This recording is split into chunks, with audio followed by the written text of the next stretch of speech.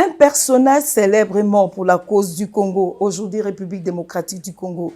Il s'agit de Dag Hammarskjöld, deuxième secrétaire général des Nations Unies, tué dans un crash d'avion au-dessus d'Ndola. En Rhodésie du Nord, nous sommes là, en Zambie, aujourd'hui. Un certain 18 septembre 1961, 63 ans passés, devoir de mémoire oblige, nous rendons aujourd'hui un vibrant hommage à ces prix Nobel de la paix à titre posthume avec notre invité habituel, l'historien Isidore Ndayuel. Mesdames et messieurs, bienvenue à une page d'histoire. Professeur Isidore Ndayuel, soyez aussi les bienvenus sur ces plateaux de la page d'histoire. Et merci d'ouvrir avec nous une page d'histoire sur Dag Hammarskjöld. Merci beaucoup d'être venu dans mon petit bureau pour qu'on parle du secrétaire général Dag Hammarskjöld.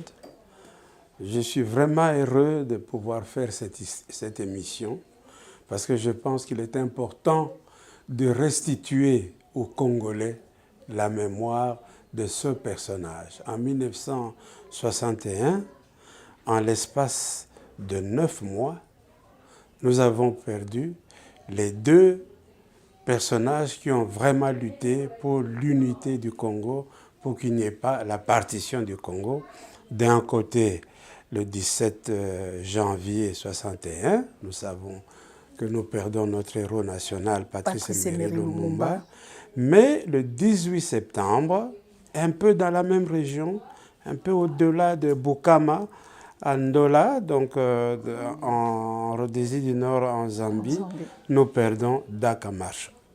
Okay. Voilà donc les deux personnages qui disparaissent et qui tous deux, chacun à sa façon, a lutté pour qu'il n'y ait pas la partition du Congo. Pour qu'il y ait l'unité du Congo. Voilà, pour que ça demeure. Ok.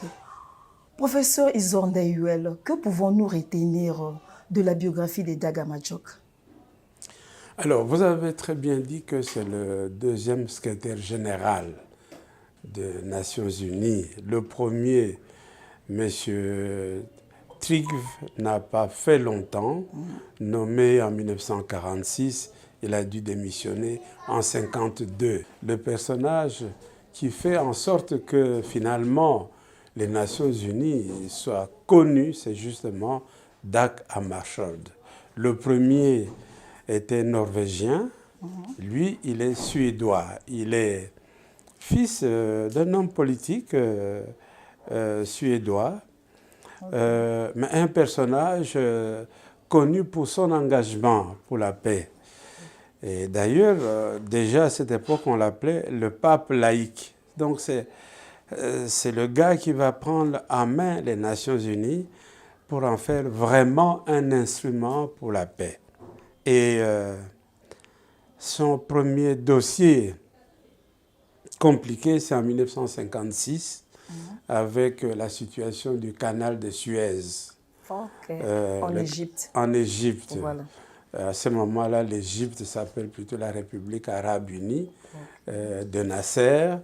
Ce canal avait été construit par les Britanniques et les Français. Voilà que Nasser nationalise. Il va y avoir presque des affrontements armés entre les Français et les Britanniques d'une part et les Égyptiens.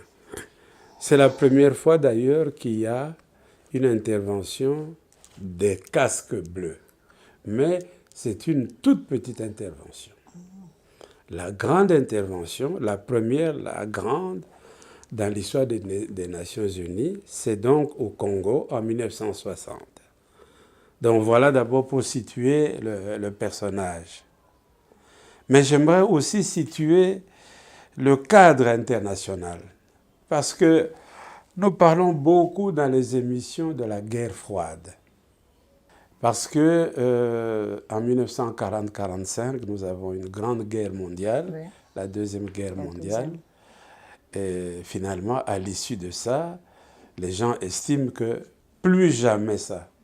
Deuxième Guerre mondiale de suite, première et deuxième, il faut en finir. On met une croix. c'est alors que se créent les Nations Unies. La Charte de San Francisco qui est signée en 1945. On met en place les Nations Unies qui remplacent la Société des Nations qui était connue.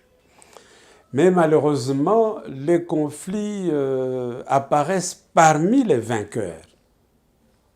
D'un côté, il y a le monde occidental avec en tête les États-Unis.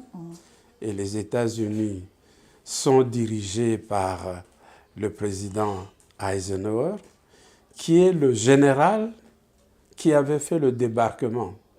Donc, qui est vraiment le militaire, celui qui a géré la guerre. Et derrière les États-Unis, nous savons qu'il y a la France, la Belgique, la Grande-Bretagne, mais aussi l'Allemagne fédérale. Il y a deux Allemagnes. Il y a l'Allemagne fédérale, capitale Bonn, et il y a la République démocratique allemande qui reste à Berlin, qui dépend de l'autre camp. L'autre camp, c'est le camp, non pas de la Russie n'existe plus, c'est l'URSS, l'Union des républiques socialistes soviétiques. Grand ensemble regroupant pratiquement plusieurs petits pays actuels de la région de l'Europe centrale et orientale, mais également des alliés comme la Chine, maoïste, la Yougoslavie. Donc c'est tout un ensemble. La Chine avec Mao. Avec Mao. Donc c'est tout un bloc. Okay. Alors nous sommes là, on est passé de la guerre chaude à la guerre froide. Donc on ne s'aime pas, on se combat sur le plan diplomatique et autres, et on fait en sorte qu'il faut éviter que l'un des deux camps devienne plus fort que soi, que l'autre camp, je veux dire, devienne plus fort que soi. C'est dans ce contexte qu'intervient notre indépendance. En 1960, le 30 en 1960. Une indépendance surveillée. Pourquoi? Parce que nous savons qu'en 40-45, s'il y a eu victoire des Alliés, c'est entre autres à cause des minerais stratégiques du Congo. Il faut absolument surveiller cette indépendance. C'est ainsi donc qu'à la cérémonie d'ailleurs du 30 juin 60, il y a notamment le secrétaire général adjoint des Nations Unies, M. Ralph Bunche, qui assiste. C'est un Afro-Américain, un Noir américain.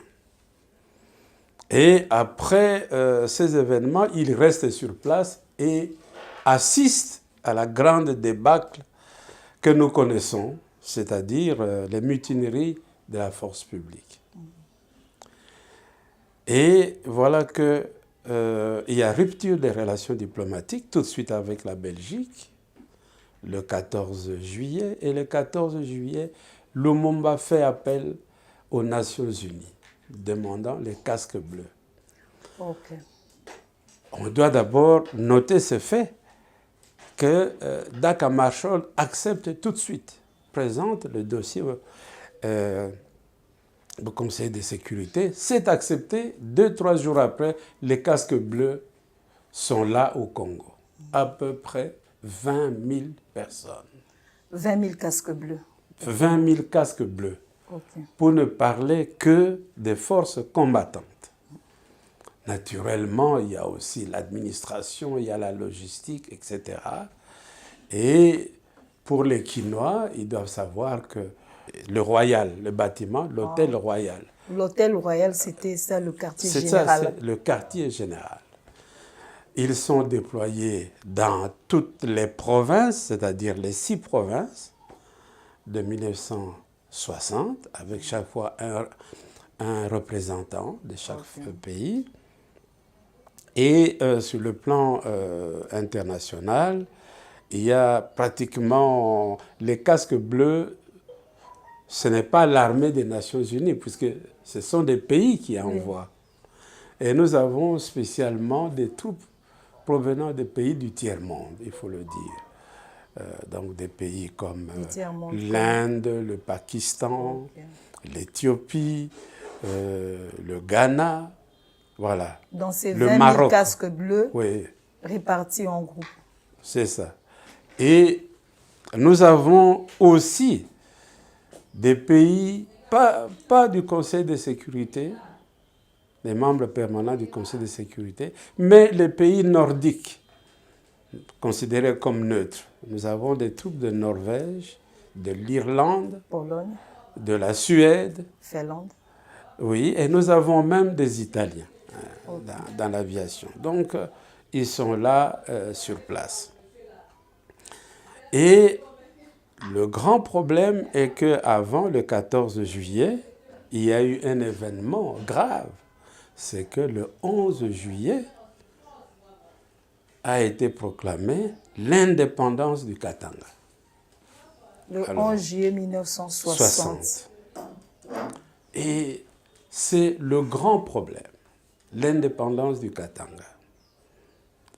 Officiellement, les pays du camp occidental soutiennent la sécession katangaise. Les grandes puissances. Oui, ils soutiennent, même si officiellement ils ne peuvent pas le dire, mais ils le soutiennent parce que, disent-ils, cette indépendance du Katanga, l'argument officiel, c'est qu'on empêche que cette région stratégique tombe entre les mains du camp communiste, puisque le reste du Congo est communiste avec Lumumba. Au moins, cette partie, les richesses sont sauvegardées. Mais ça, c'est vraiment une explication diplomatique, pas vraiment réelle, mais en dehors de ça, chaque pays a ses raisons propres. La Belgique a ses raisons propres, c'est parce qu'il y a l'Union minière du Haut-Katanga qui exploite les minerais. Et quand on regarde les statistiques, pendant toute la sécession, il n'y a même pas eu crise. L'Union minière a continué à travailler normalement. Okay. D'ailleurs, même la MIBA, puisque le Sud-Kasaï sera également indépendant à partir du 15 août. Les compagnies le minières... Sud-Kasaï aussi indépendant. Le Sud-Kasaï. Oui, le Sud-Kasaï et puis le Katanga aussi. Mais en juillet, nous sommes dans la situation simplement du Katanga. J'ai dit que la Belgique a ses raisons. Mais la France aussi a ses raisons. Les grandes puissances. Oui. Pourquoi? Parce que nous sommes dans la France du général de Gaulle. Le général de Gaulle va envoyer les anciens de l'Indochine, de l'Algérie, donc les anciens militaires français qui ont échoué en Indochine lors de la guerre de Dien Bien Phu et ceux aussi de l'Algérie comme mercenaires. Ce sont des mercenaires. Parce que la gendarmerie katangaise est constituée surtout de mercenaires.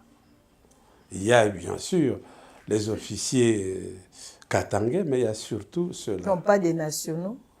C'est surtout les mercenaires, okay. C'est ceux qui tiennent ça. L'Angleterre a aussi ses raisons.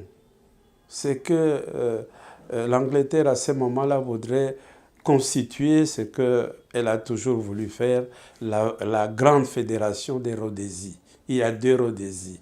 La Rhodésie du Sud, qui devient le Zimbabwe. Le Zimbabwe. Zimbabwe, capitale Salisbury, qui est devenue Harare. Harare. Qui est entre les mains des Blancs, entièrement dirigée par Ian Smith. Et la Rhodésie du Nord, n'est-ce pas, qui est la Zambie actuelle. Et cette région minière allait faire que les trois pays miniers reviennent à l'Angleterre. Okay. Et d'ailleurs, derrière ça, c'est la grande ambition de la Grande-Bretagne depuis la conférence de Berlin, qui consistait à s'emparer de toute l'Afrique orientale, du Caire au Cap, comme on disait, from Cairo to Cape Town. Il faut que toute cette partie de l'Afrique revienne à la Grande-Bretagne. Aux Anglais. Aux Anglais. Vous noterez d'ailleurs qu'ils ont à peu près réussi. toute cette région.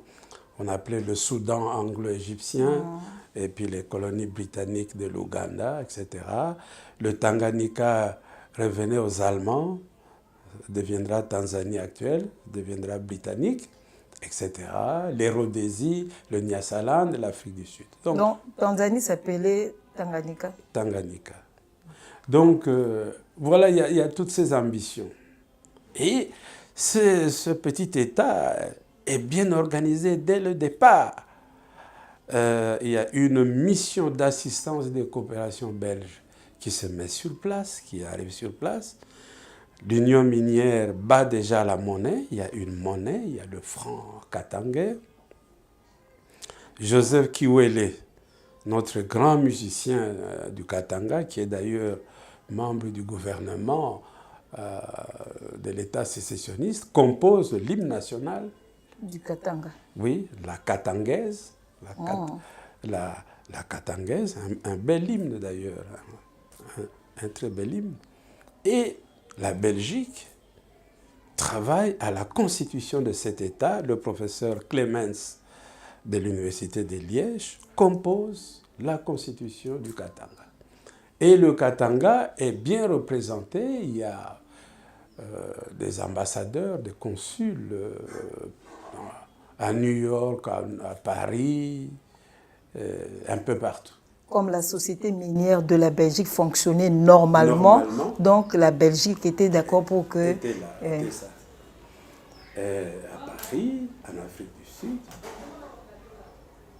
Je devais ajouter d'ailleurs qu'une des raisons pour laquelle la France de Gaulle voulait le Katanga, c'est parce qu'on créait à ce moment-là l'OCAM, l'organisation communautaire de l'Afrique et de Madagascar, qui était, si vous voulez, la francophonie avant la lettre, créer un organisme regroupant les pays francophones dépendants de la France. Okay.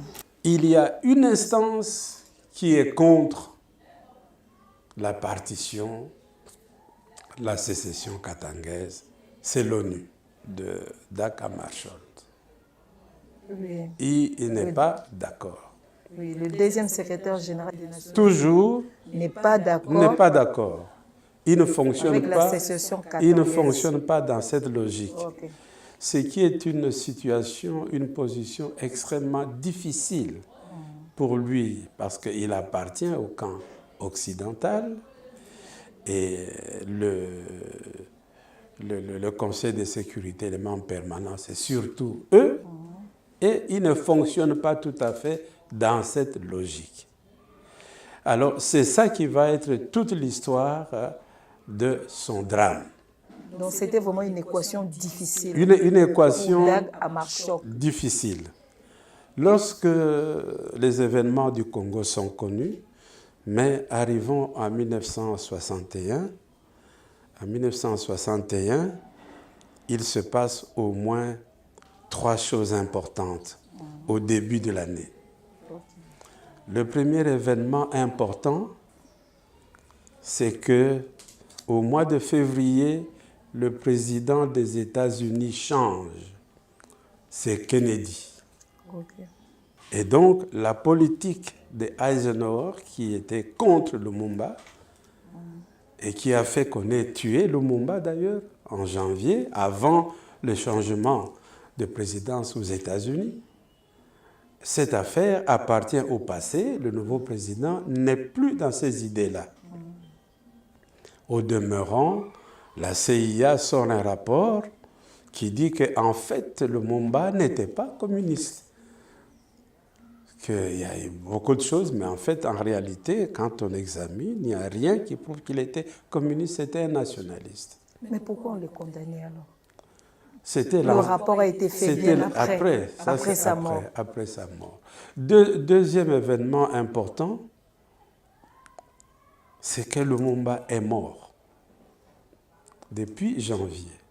Donc, on a enlevé à la sécession le prétexte, la raison même de son organisation, puisqu'on disait qu'il fallait faire en sorte que cette région sorte absolument d'un Congo qui devient communiste, mais Lumumba n'est plus là. Donc le Congo n'est plus communiste.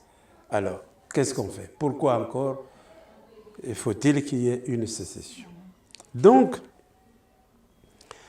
maintenant là, Dag Hammarskjöld va avoir maintenant, je dirais, des soutiens forts pour aller dans le sens de régler, n'est-ce pas, sous forme diplomatique, le conflit congolais. Parce qu'à ce moment-là, le Congo est divisé en 5 parties. Il y a le Katanga, indépendant, le Sud-Kasaï, indépendant, il y a le gouvernement de Gizenga, la République libre du Congo, à Stanleyville, Kisangani, okay. Et il y a le gouvernement de Léopoldville. Donc le gouvernement légal. Légal. Mais le légal il ne contrôle que l'Équateur et la province de Léopoldville. Mais Gizenga dit aussi qu'il est le gouvernement légal. Bon, il y a deux légalités qui se combattent et il y a 2 sécessions. Donc, nous sommes dans cette situation. C'est alors, et alors seulement, avec maintenant le soutien de la logistique américaine qui donne des aides à l'ONU, que nous allons connaître en début de 1961 les tables rondes. Parce qu'au Congo, quand nous parlons des tables rondes, nous pensons à la table ronde de Bruxelles. Il y en a eu 2. Oui. Économique et politique. Oui, mais il y a eu aussi des tables rondes au Congo. En 61. En 61, il va y avoir 3 tables rondes. Première table ronde en janvier-février à Léopoldville, où on dit, écoutez, l'ONU va vous aider, mettez-vous ensemble, terminez ces conflits. Bon. Cette table ronde échoue à cause des égos de nos dirigeants. Tshombe est d'accord pour la table ronde, mais à condition que ça ait lieu à Elisabethville, c'est-à-dire Lubumbashi. Kasavubu vous dit, pas question, ça doit avoir lieu à Kinshasa, à Léopoldville. Finalement, ça n'a pas lieu, dans les faits. Donc il y a échec. Échec. Raison pour laquelle on programme la 2e table ronde au mois de mars. Cette fois-ci, cette table ronde a lieu à Tananarive. Au mois de mars 1961. Okay. À Tananarive, qu'on appelle aujourd'hui Antananarivo, la capitale de Madagascar. Donc vous voyez, on prend les hommes politiques, on sort du cadre congolais, il y a l'aide de la France, bien sûr, on va dans un pays francophone. Donc tout ça, ça a commencé depuis très longtemps. Voilà, on les réunit là-bas, écoutez, vous allez un peu vous mettre d'accord. Le président Tshombe fait le déplacement de Tananarive. Kasavubu fait le déplacement de Tananarive. Le Mulopwe, Kalonji, fait le déplacement de Tananarive, sauf Gizenga. Il est toujours à Stanleyville. À Stanleyville. Alors, ils arrivent à une certaine conclusion que nous pourrions dire malheureuse, parce qu'ils arrivent presque à décider de faire du Congo non pas une fédération, mais une confédération. Donc vous savez, il y a la décentralisation, il y a le fédéralisme, chaque État a un certain nombre d'autonomies, oui. Mais la confédération, c'est vraiment... les États sont quasi indépendants, mais il y a juste un pouvoir central qui est au-dessus de ça. C'est comme ça d'ailleurs qu'on va dire que la conférence de Tananarive se clôture avec la victoire du Katanga de Tshombe. Ok. Ouais. Comment ça donc? Ah, oui, puisqu'on a décidé de ça. Bon. Mais ce n'est pas fini. Alors, au mois d'avril, il y a la 3e table ronde qui a lieu cette fois-ci, tenez-vous bien, à Kokilatville, c'est-à-dire à Mbandaka.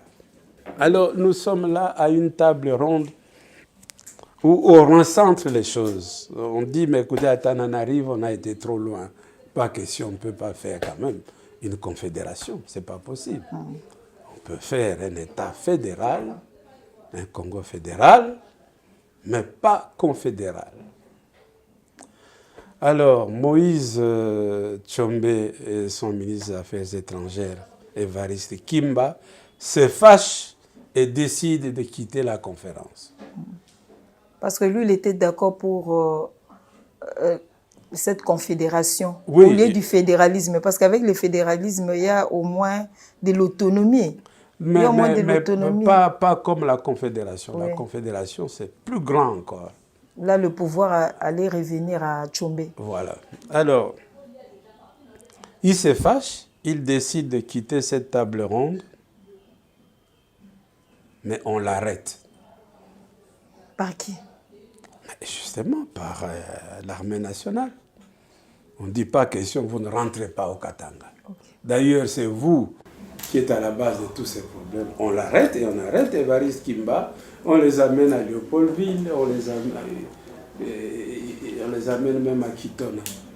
Bon, mais ce n'est pas non plus la bonne solution. Il ne faut pas faire ça par la force. Il faut arriver à des négociations, à un dialogue direct. À un dialogue. Et Moïse Tshombe, d'ailleurs, joue bien son affaire. Il dit non, d'accord, la sécession est terminée. Je ne suis plus d'accord pour la sécession. Il n'y a pas de problème. Alors nous assistons à la télévision à des embrassades avec Bomboko, mon frère Tshombe, tout est terminé. Donc c'était une décision salutaire. Bon, c'était une fausse décision. C'est une fausse décision. Tshombe rentre au Katanga. Donc c'est de l'hypocrisie, c'était de l'hypocrisie. Bon, faites comme vous voulez. Il rentre au Katanga, il dit pas question, l'État indépendant du Katanga continue. Alors donc les tables rondes avaient l'impression d'avoir échoué. Mais ça n'avait pas tout à fait échoué dans la mesure où il commençait à y avoir donc un dialogue entre Congolais sur ces questions internes. Et le président Kasavubu, d'ailleurs, lui-même va faire un geste. Il va mettre un terme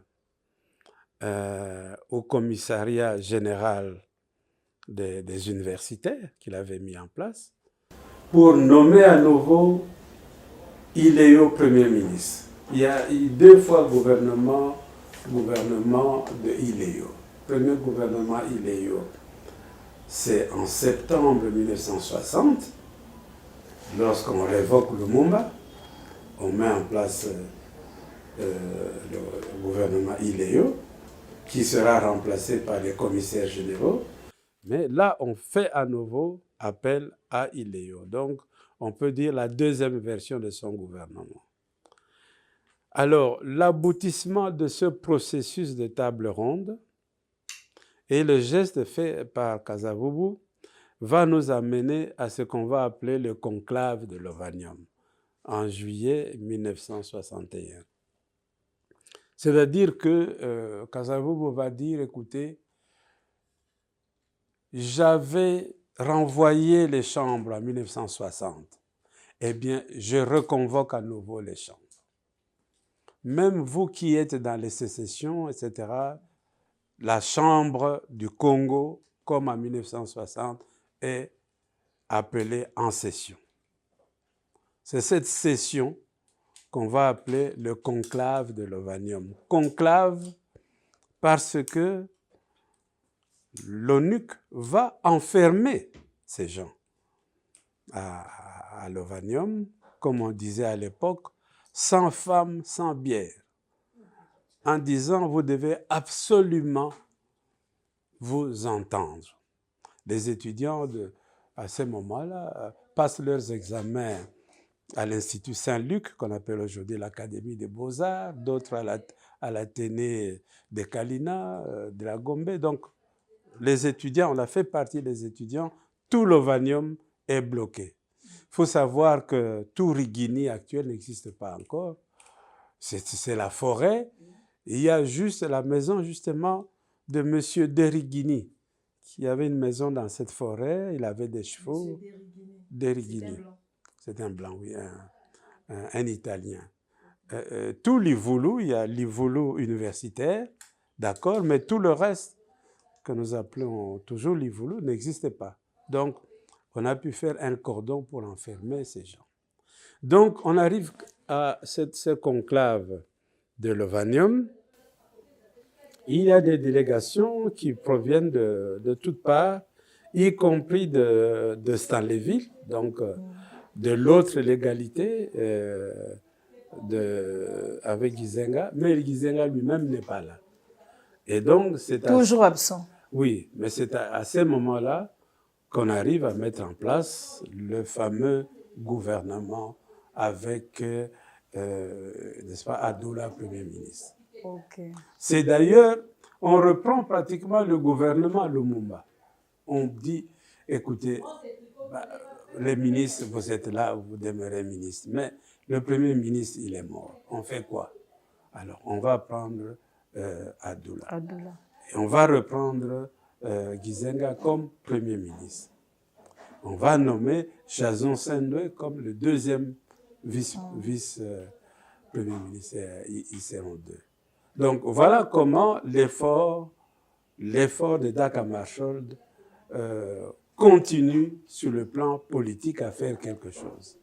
J'aurais pu d'ailleurs, avant de parler maintenant de la partie où il va mourir, dire qu'il y a eu autre chose.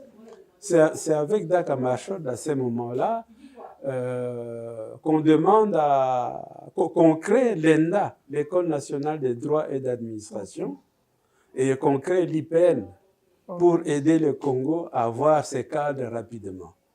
Donc, il avait vraiment contribué pour le développement de notre pays aussi. Ça. Et c'est à ce moment-là aussi qu'il demande à l'UNESCO de faire venir ici beaucoup de professeurs sous contrat UNESCO pour l'enseignement secondaire. C'est essentiellement des Haïtiens. Donc nous allons avoir énormément de Haïtiens partout dans les écoles, même dans l'administration, même à l'hôtel de ville. Raoul Peck, qui a fait le film que vous projetez habituellement à la RTNC, à la mort de Lumumba, eh bien, il est haïtien, mais sa maman était secrétaire à l'hôtel de ville. Donc il a eu son enfance ici. C'est comme ça d'ailleurs qu'il fait le film sur Lumumba, parce qu'il est resté marqué par les événements de son enfance. Mais je referme la parenthèse pour dire que alors nous allons arriver à la phase difficile après juillet, c'est que vraiment la sécession katangaise, malgré le conclave de Lovanium, continue. Alors que le Sud Kasaï s'est terminé. Le Sud Kasaï s'est terminé, Molopoe lui-même a été contesté depuis qu'il s'est nommé Premier ministre, il a été contesté par son Premier ministre, Joseph Ngalula. Okay. Et il y a bagarre là-bas dans le Sud Kasaï.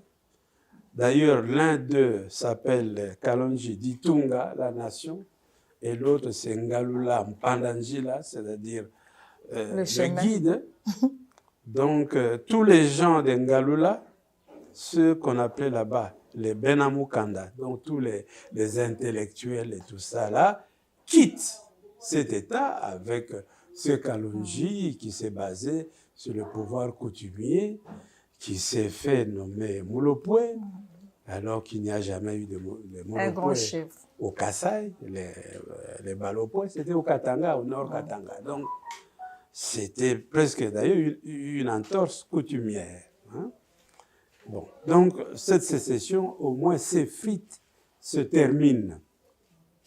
Et d'ailleurs, à ce gouvernement Adoula, Ngalula deviendra le ministre de l'Éducation nationale. Ce sera d'ailleurs un grand ministre. Ngalula. Grand ministre. Alors Molopoe deviendra? Ah, Molopoe en exil. Il va en exil. Mais de l'autre côté, la sécession katangaise continue Katangaise, toujours. la sécession continue, les mercenaires sont plus que jamais en place. Alors, l'ONU commence à penser à des solutions de force. Le 28 août 1961, nous avons des premiers échauffourées où les soldats de l'ONU arrivent à arrêter pas mal de mercenaires. Les casques bleus. Les casques bleus arrivent à arrêter les mercenaires katangais. Les mercenaires fonctionnant dans la gendarmerie katangaise. Ils les ont arrêtés où? Ils les ont arrêtés, ils ont utilisé une soirée où ils sont dans des boîtes de nuit, ils sont en train de boire, ils sont, vous savez, dans une espèce de délice. Parce qu'ils aimaient bien l'ambiance. De la ville, ça va être facile pour aller les ramasser. Mais ça ne fait pas long feu parce qu'avec avec les complicités des différents consulats dont j'ai parlé, ils sont libérés, ils arrivent à fuir. Alors, Dag Hammarskjöld prend la décision de venir au Congo pour pouvoir discuter avec Moïse Tshombe. Et comme il ne peut pas le faire au Katanga, il lui donne rendez-vous à côté du Katanga, c'est-à-dire en Zambie. Dans quelles circonstances Dag Hammarskjöld a-t-il trouvé la mort? Bon, Dag Hammarskjöld décide le tout pour le tout, maintenant en faisant une négociation politique avec Tshombe lui-même pour obtenir un cessez-le-feu et pour régler ses problèmes. Donc, d'une certaine manière, il se rabaisse vraiment. Il dit, je vais discuter moi-même avec Moïse Tshombe. Toujours à la quête de la paix. Pour la quête de la paix. Et le rendez-vous est pris, effectivement, à Ndola. Parce que ça ne peut pas être dans le Katanga, ça ne peut pas être dans le reste du Congo, puisque Tshombe n'acceptera pas d'aller, mais juste à une ville frontalière. De peur qu'il ne soit arrêté. Il refusait parce qu'il avait peur qu'il soit arrêté. Bien sûr. Et donc, Ndola, c'est vraiment un peu au-delà de Bukama. Donc, c'est pas loin de la frontière congolaise. Alors, il arrive à Léopoldville le 13 septembre. Et il fait escale à Accra, son avion fait escale à Accra, et il atterrit ici le même jour. Mais c'est à Accra qu'il apprend une nouvelle qui bouleverse tout. C'est que son délégué au Katanga, M. O'Brien, a attaqué les mercenaires. Donc il y a une deuxième bagarre au Katanga. Pas comme la première, où on a été ramassé les autres. On a ramassé les mercenaires. Non, là c'est vraiment la guerre, il y a des morts dans le camp katangais. Entre les casques bleus et les casques bleus et aussi.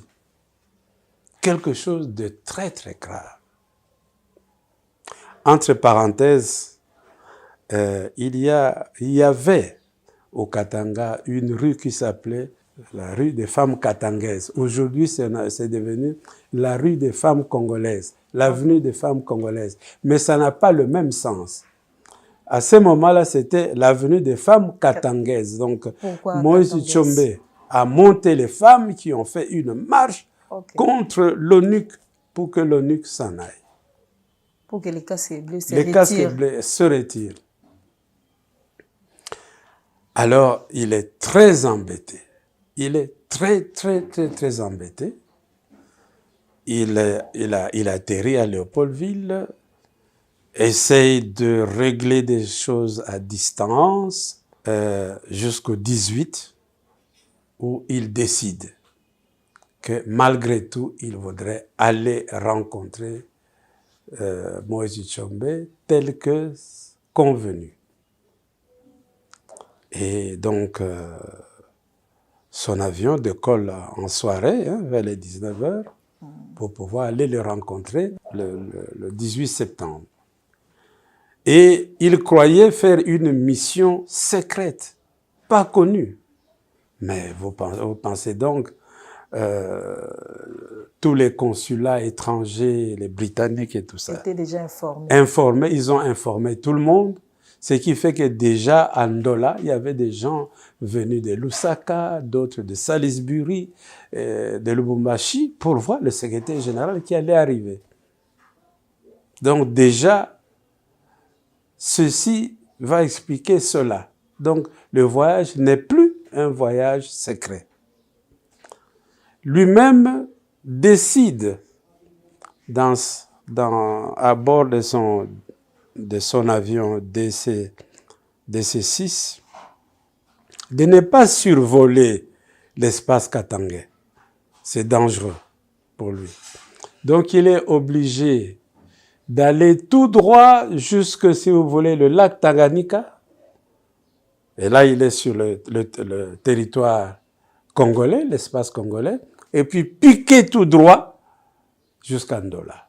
Mais pourquoi il ne pouvait pas survoler l'espace katangais? Bon, c'est une bonne question parce que le katangais disposait encore d'une aviation,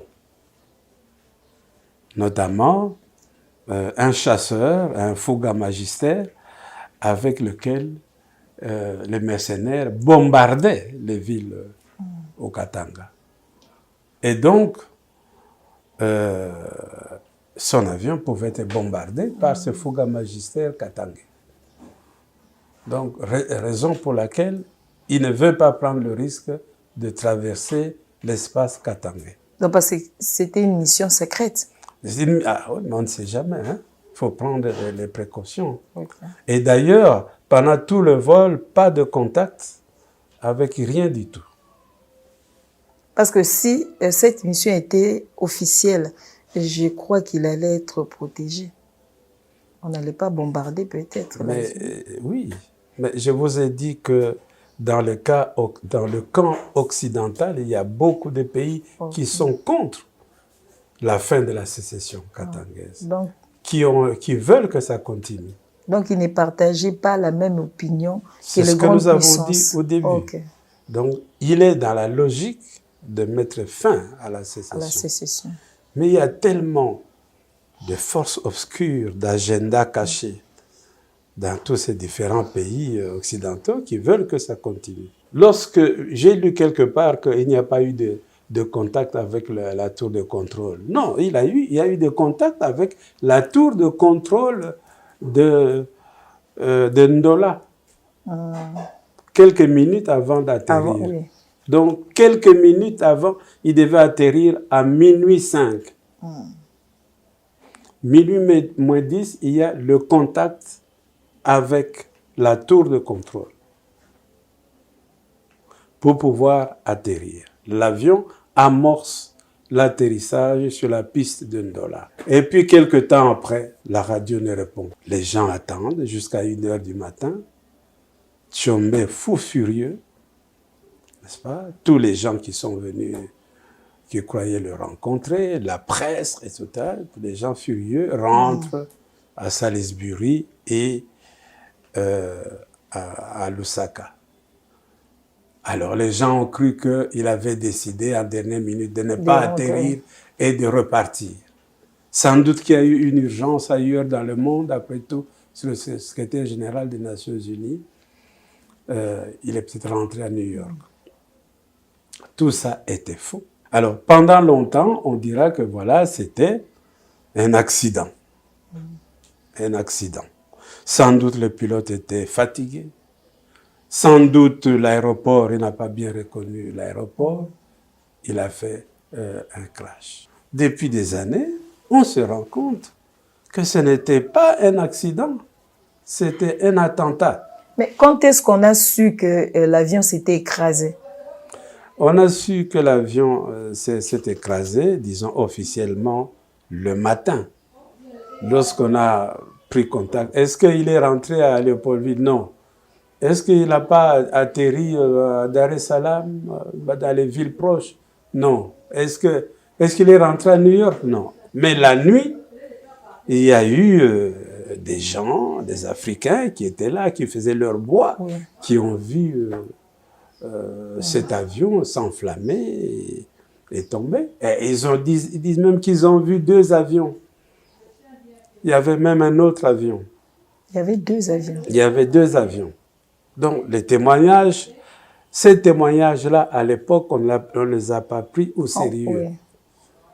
Quand les Africains ont raconté que non, il y avait 2 avions. Oui. En fait, le deuxième avion a tiré sur l'avion du secrétaire général.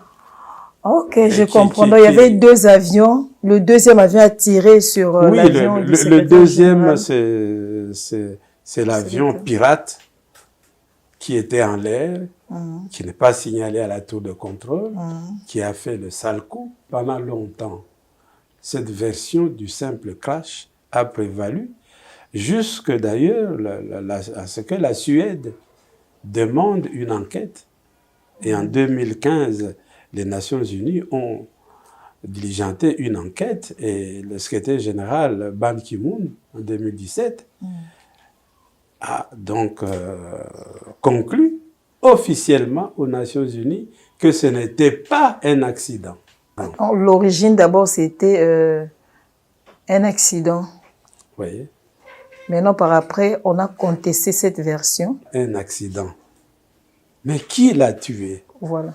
Alors là c'est la deuxième énigme après la mort de Lumumba. Toute la question est maintenant sur le plan diplomatique. Il faut que les différents pays partenaires ouvrent leurs archives pour qu'on sache exactement qui a fait le coup. En RDC, il y a une commission aux affaires étrangères, présidée d'ailleurs par le professeur Balanda. J'étais à quelques réunions à cette commission où on nous demande en tant que Congolais de chercher aussi des preuves pour savoir qu'est-ce qui s'est passé exactement. Est-ce que ce sera possible?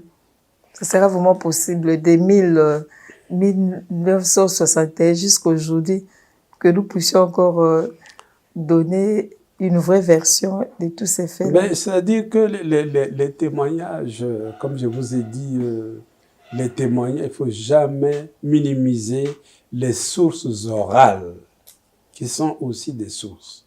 Les premiers éléments qui ont fait penser à un accident, c'était des Zambiens qui étaient dans la forêt. Donc, selon les témoins, ils ont raconté et on n'a pas cru.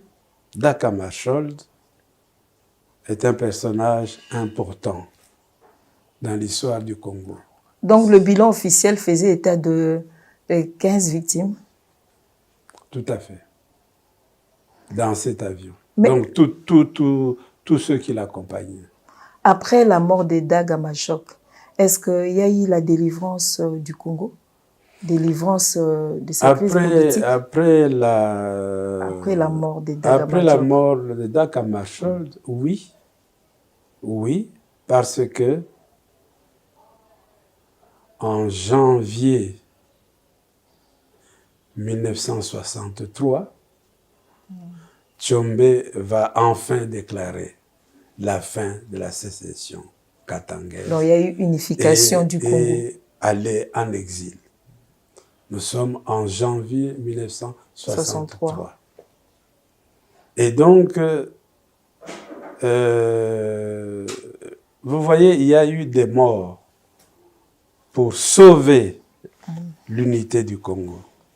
Lumumba est mort en janvier 61. Dag Hammarskjöld est mort en septembre 1961. Quelques années après, d'ailleurs, le président Kennedy sera tué aussi en 65. Il y a une Congolaise, Justine Kasavubu, que j'aime bien, qui a écrit un petit ouvrage au titre curieux intitulé « Et si Kennedy était mort à cause du Congo ?» Ce n'est pas invraisemblable que l'une des raisons de cette disparition qui consistait à empêcher Kennedy d'avoir un second mandat, parce qu'il faisait campagne pour avoir son second mandat, soit liée à un certain nombre d'éléments, notamment ces dossiers compliqués de la fin de la sécession katangaise. Ce n'est pas exclu. Ok, professeur, à la mort de Lumumba, de Patrice Emery Lumumba, on a vécu en tout cas des manifestations dans différents pays du monde entier. Maintenant, qu'en était-il de Dag Hammarskjöld? Est-ce qu'il y a eu aussi des manifestations? Quand Dag Hammarskjöld est mort, le scénario est différent. Quand Dag Hammarskjöld est mort, on a dit que c'était un accident. Un accident, ça ne se programme pas. C'est la faute des personnes. Donc, il n'y avait pas de raison de faire des manifestations contre quelqu'un. Donc, il est mort par accident. C'est dommage.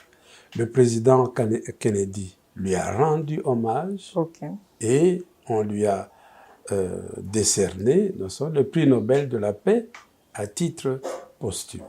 Lorsque les gens passent sur le pont, là où c'est écrit on a pérennisé pont le nom de Dag Hammarskjöld, ce n'est pas du n'importe quoi.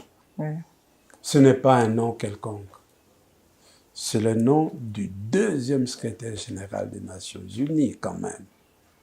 C'est le nom d'un personnage qui est venu mourir à Ndola, près de la frontière congolaise, pour arriver à une solution pacifique, s'agissant d'une solution, je dirais, politique, s'agissant de la fin de la sécession katangaise.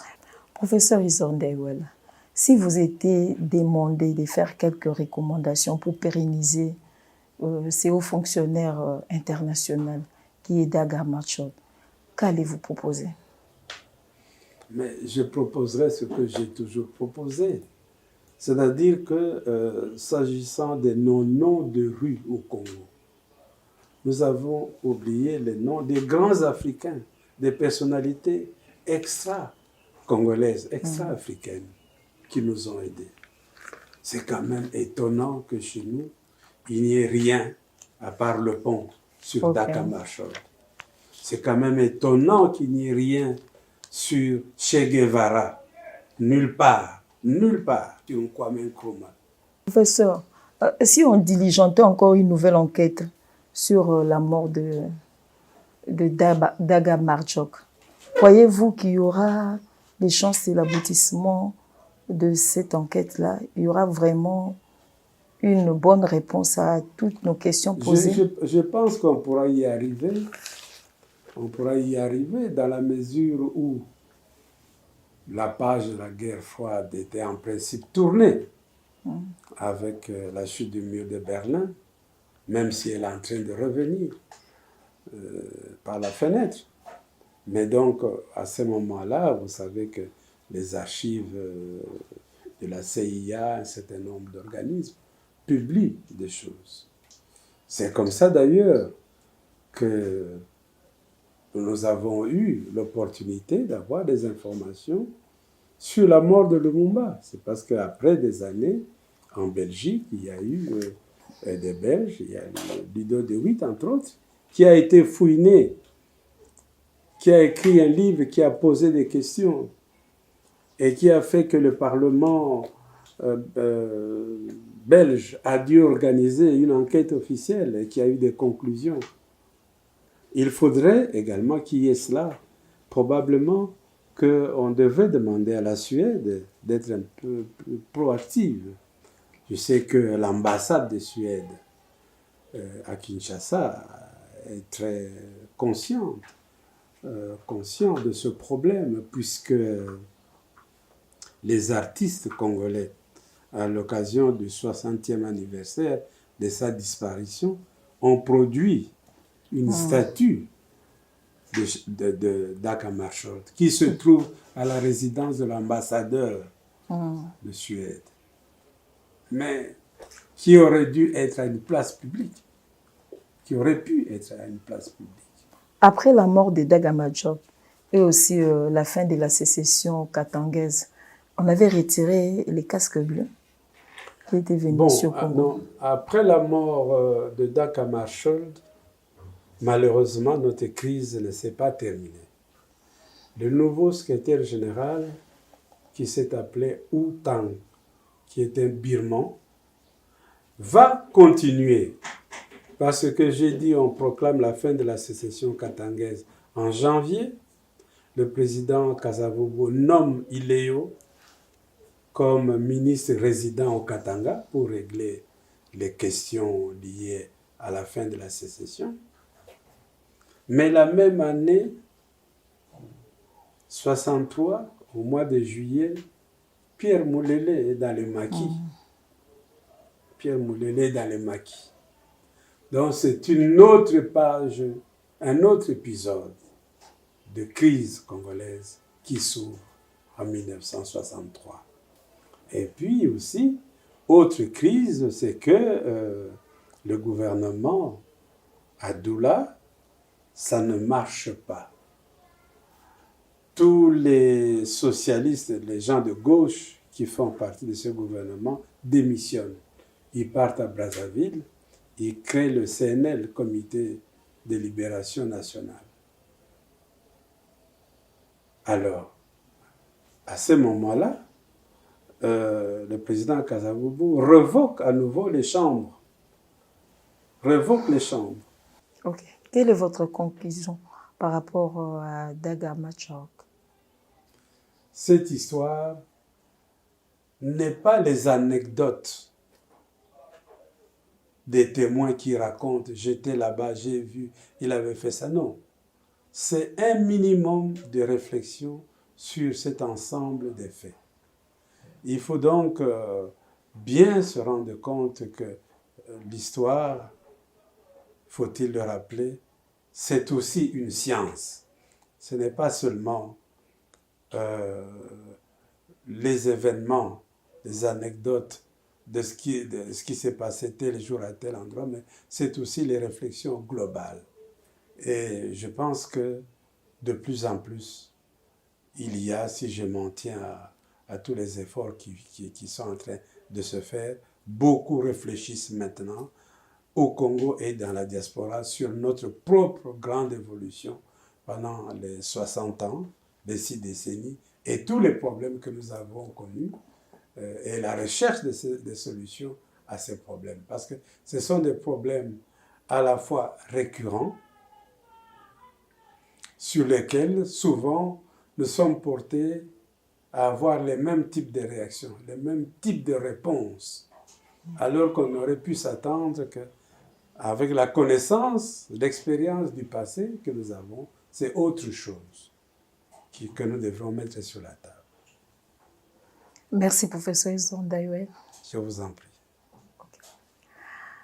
Merci à vous, chers téléspectateurs, de nous avoir suivis. Sachez que la cause défendue par le deuxième secrétaire général des Nations Unies était de réaliser l'intégrité du territoire national, l'unité de la République démocratique du Congo et aussi la fin de la sécession katangaise.